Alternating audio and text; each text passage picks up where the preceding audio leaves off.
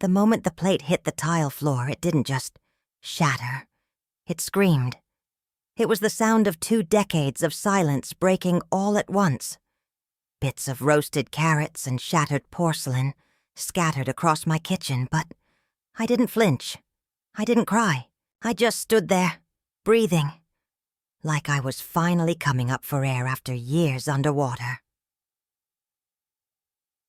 It was Thanksgiving Eve. The turkey was in the oven, the stuffing perfectly browned, 16 dishes lined up on the counter, every one of them made from scratch, exactly how Martin's mother liked it. I'd spent 5 hours bent over pots and pans, not one person offering to help. Caleb, my son, had been in the basement all day playing video games. Martin had been upstairs watching football, and Elaine, my mother-in-law from the underworld, had only emerged from her room to tell me the cranberry sauce looked a little too jiggly this year. But none of that was what broke me. It was the whisper I wasn't supposed to hear. I was bringing the last tray of rolls into the dining room when I heard Martin in the hallway, talking to Elaine. His voice was low, like it always got when he wanted to pretend he wasn't cruel. Marrying her was the biggest mistake I ever made.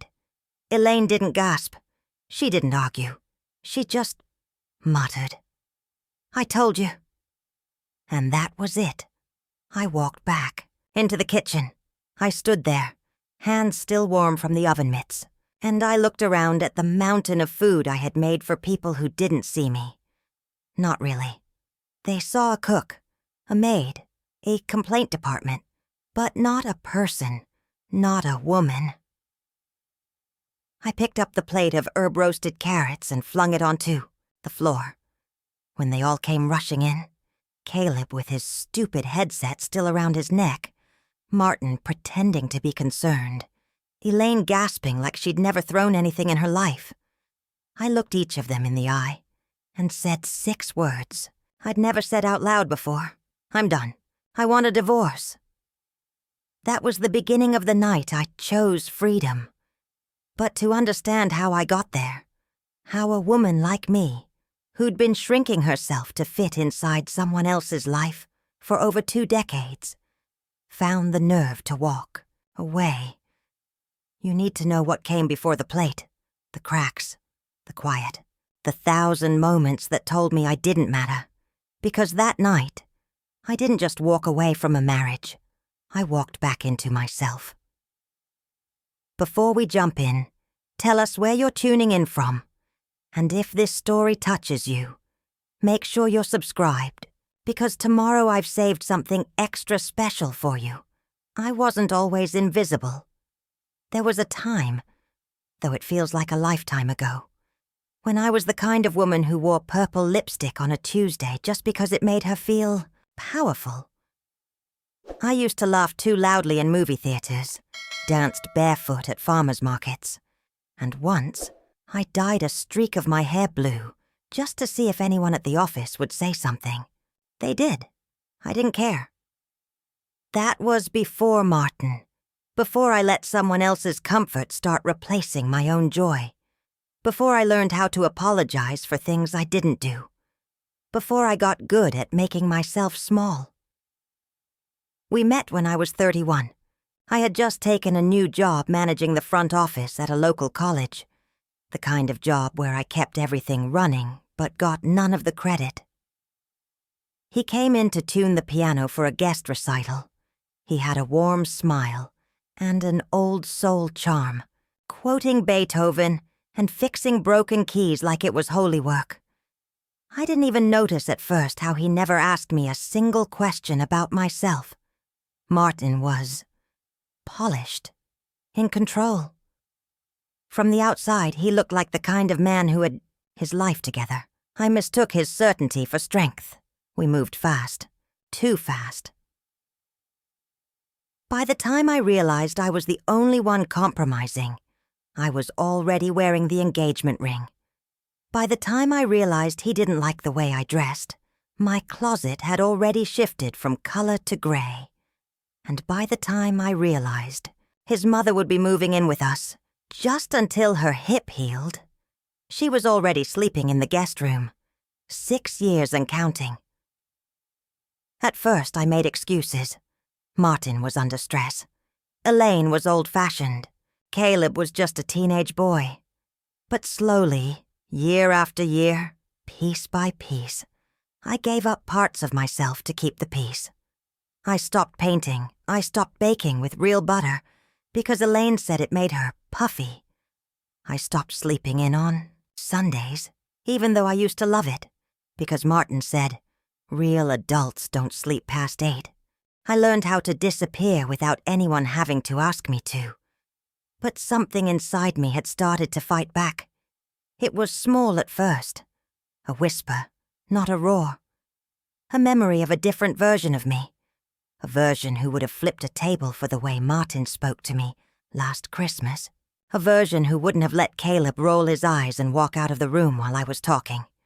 A version who wouldn't have made 6 separate side dishes because Elaine didn't like blended flavors. That version of me was still there. She was watching.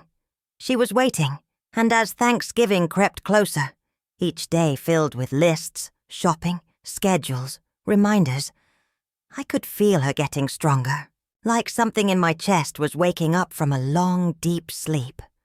That night, when I smashed the plate, it wasn't the first time I broke. It was just the first time I let anyone hear it. The morning after I shattered the plate felt oddly quiet, not peaceful quiet, more like the calm after a tornado, when everything is still because it's not done being destroyed yet. I woke up in the tiny guest room Sarah had prepared for me, a modest space above her garage with creaky floors and a single window facing the woods. It smelled faintly of lavender and old books. I hadn't slept much, but it was the first time in years I didn't wake to the sound of Martin's alarm or Elaine's coughing fits echoing down the hall. I sat up slowly. My body ached from standing 12 hours straight the day before, stirring, chopping, kneading. But it was a different kind of ache now. Not defeat. Something closer to reclaiming. Sarah had left a note on the nightstand in her signature blocky handwriting. Take your time. Coffee's on the stove. Room is yours as long as you need. S. It made my throat tighten more than I expected. The kindness. The quiet understanding. The way she didn't ask for explanations or apologies. She had seen it all before. In fact, she had lived it once. I padded down to her kitchen barefoot. The floor was warm. A little dog, Beans, an old pug with one eye, snored in a corner bed. The coffee was exactly as she said. On the stove. Hot, strong, unapologetic. I poured a mug and stepped outside to the porch, wrapping Sarah's wool shawl around me. The air was crisp, the sky still bruised with early morning blue. And as I stood, there sipping coffee with chipped green nail polish on my fingers, I felt something surprising. Relief. I had walked out on Thanksgiving Day. Left the roast, the pies, the family. I didn't fold one napkin, didn't fill one water glass, and no one had come after me. Not Martin, not Caleb, not even Elaine. And if they weren't coming after me, if they could let me disappear that easily, what did that say about everything I had been fighting for all these years? I pulled out my phone. The screen lit up with 23 missed calls. 4 texts from Martin, 1 from Caleb, all variations of, "Come home so we can talk." "You're being dramatic. Mom's really upset." None of them said, "Are you okay?" None of them said, "I'm sorry." I put the phone back in my pocket, and then I laughed, out loud. A short, breathy, startled laugh that made Beans lift his head and blink at me through his one good eye. Because suddenly I realized this wasn't the collapse of my life. It was the beginning of it. The world didn't end when I walked out that door. It just got a whole lot quieter. a whole lot more honest. And maybe, just maybe, I was finally free enough to hear what my own voice sounded like again. That afternoon, Sarah took me to the senior care center where she worked. Just for a quick hello, she said, though I sensed she had something more in mind. I didn't question it. After years of second-guessing every motive around me, it felt refreshing to move forward without suspicion. The building was modest. Brick exterior, a little overgrown at the sides, but the inside was warm. Laughter floated down the hallway like birdsong. Someone played a piano off-key in the activity room, and a group of women sat in a sunlit corner, quilting, gossiping in voices that rose and fell like waves. I followed Sarah past a cart of jigsaw, puzzles, and a bulletin board full of hand-drawn birthday cards. She pointed discreetly to a woman sitting in a recliner by the window, wrapped in a crocheted blanket. That's Miss June, 91, sharp as a tack, but her hands aren't what they used to be. She misses sewing. Without thinking, I asked, what did she used to make? Sarah smiled. Everything, quilts, dresses, even doll clothes, for the donation bin. Before I could respond, Miss June looked up and said, "You talk loud enough for a woman who walks soft. You know how to—" So, I blinked. "Yes, ma'am. Since I was 11. "Well, come sit," she said, patting the chair beside her.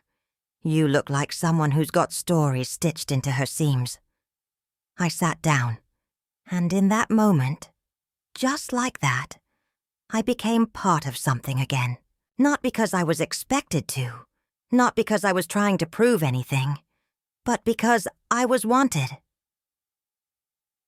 That day, Sarah offered me a part-time role, activity assistant, mostly helping out in the craft room, setting up materials, sometimes just sitting and listening. It wasn't glamorous. It didn't require a degree. But it gave me purpose. That night, I slept better than I had in years, not because my mattress was softer or the room quieter, but because for the first time I wasn't bracing for someone to shout my name from another room. I wasn't rehearsing how to defend myself from the next insult, the next guilt trip, the next silence stretched thin with disappointment. I was simply still. And in that stillness, I felt it. A seed of something brave beginning to take root. It would be weeks before I'd call myself free. But that day, that was the first time I felt safe. And that was a beginning worth remembering. The first time I opened the plastic bin I'd stuffed hurriedly under the bed in Sarah's spare room, my hands trembled.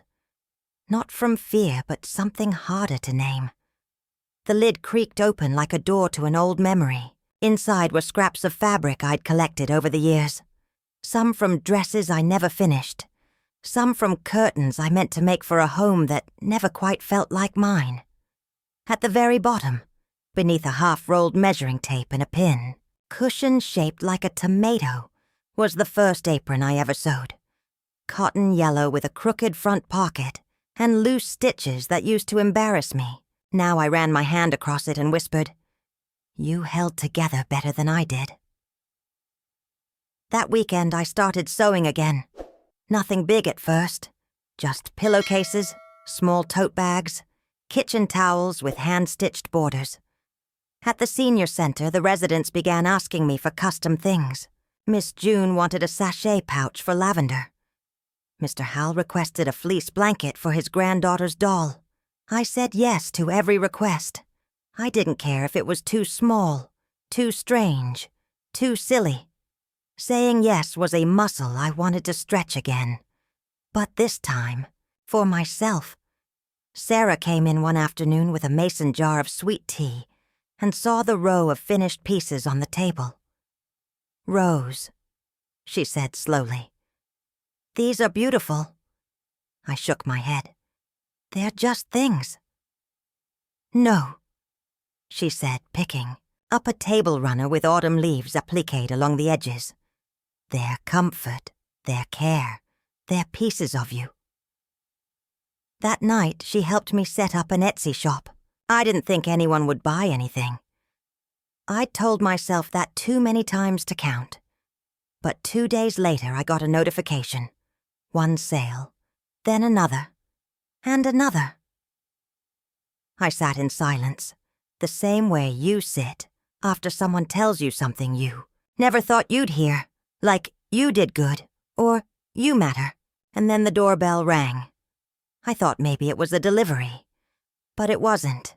It was Nathan, standing there with his shoulders hunched, a bouquet of sunflowers in one hand, and an awkward, tentative smile that didn't reach his eyes. "Hey, Mom," he said, like he hadn't been one of the reasons I'd walked out the door. I stepped back, letting the screen door fall shut between us. He looked down. I was just driving by. Thought I'd say hi. I didn't respond right away. I wasn't sure if I had anything kind to say. But he didn't move. He stayed there, holding those sunflowers like a child who broke something he couldn't fix. "I saw the aprons you posted," he said softly. "They reminded me of that Thanksgiving when I was 9. You made one with turkeys on it and wore it the whole day." I nodded, still quiet. "I didn't realize," he added, "how much you did. I didn't see it." There was a long silence, then I unlocked the door and said, "Come back tomorrow. We'll talk." It wasn't forgiveness, but it was a beginning. And I was learning. Beginnings don't have to be loud.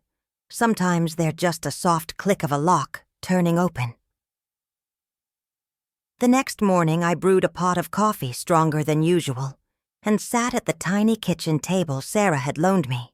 I placed 2 mismatched mugs down, one for me, one for Nathan, and waited, unsure if he'd actually come back. But at 8:17, his car pulled up. He walked slowly, like he wasn't sure if this counted as trespassing or homecoming. I opened the hall door before he could knock. He held a bakery box in one hand. "Apple fritters," he said, "from that place on Maple you used to love." I let him in.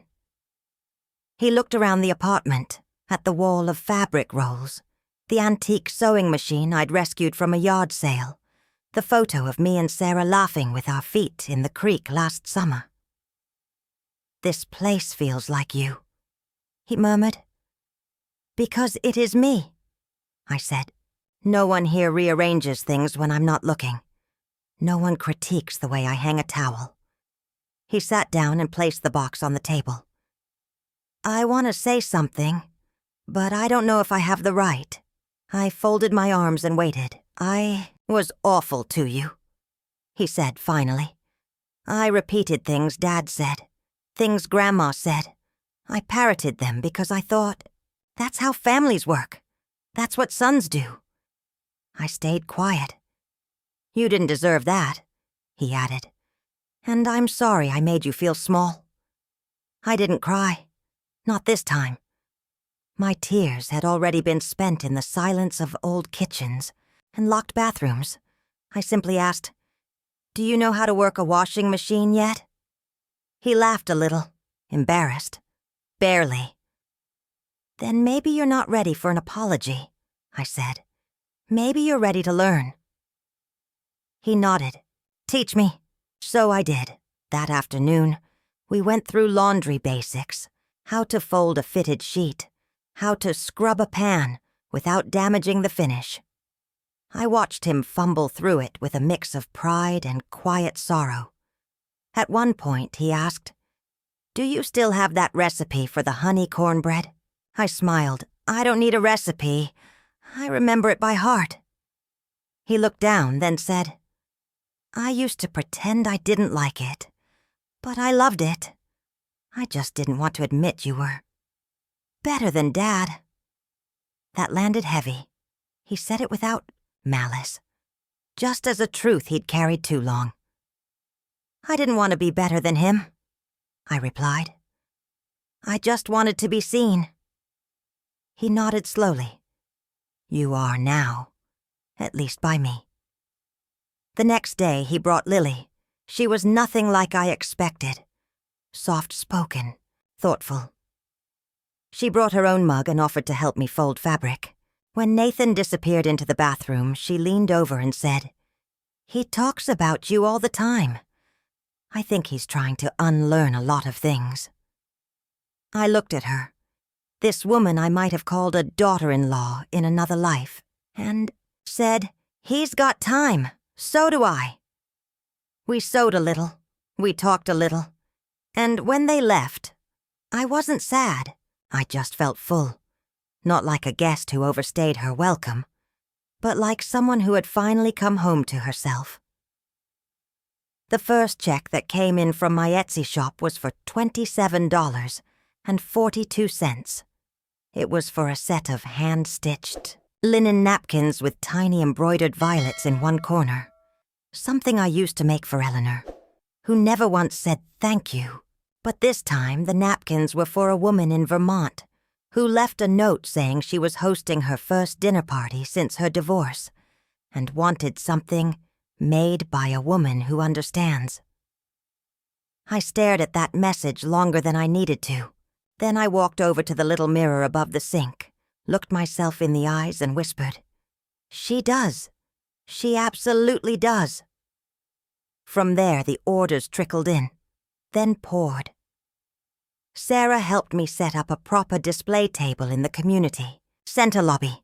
I started leading a weekly stitch and story workshop for the seniors, half embroidery, half open mic night, where they'd share stories of first loves and long winters and the things they still regretted.